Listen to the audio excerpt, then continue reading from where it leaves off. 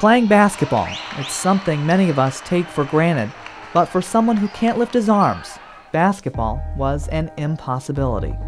Trent Glazer is a high school student who has lost the ability to play basketball. Trent, he has a muscular dystrophy, and over time he has lost the ability to use mainly his shoulder and side muscles, so he's not able to participate in basketball anymore. Muscular dystrophy, or MD, is a group of inherited diseases in which the muscles that control movement progressively weaken. It's that weakening of the muscles that kept Trent from being able to shoot a basketball. Other Ohio University students had tried to make a device that would allow Trent to play, but it never worked. That's when a group of 5 mechanical engineering students decided to try again as part of their senior capstone project. Bob Mahaloff and 4 others took on the task. Last year's attempts, they attempted to make a basketball shooter like us, but it kind of failed pretty miserably. So what we wanted to figure out was we wanted to make something better.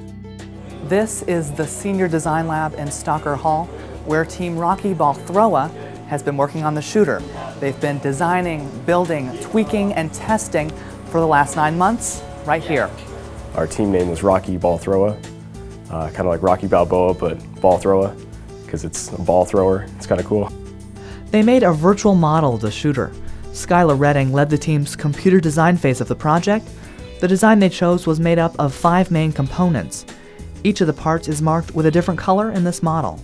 Using that, we were able to determine that it would probably work. Probably? Why probably?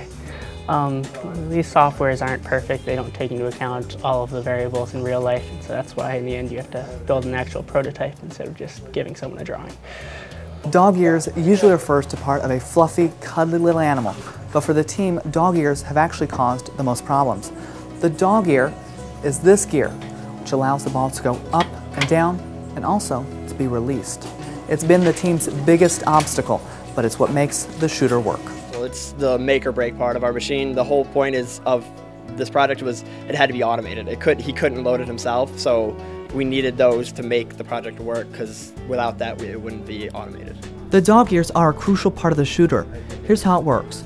The shooter is strapped onto a wheelchair, then Trent uses this remote control to move the ball up and down. The dog ears make that motion happen. The farther the ball is pulled down, the more force the ball will have, and the farther it will go. Next, he uses the lever to aim the ball, and finally pushes the handle to shoot it.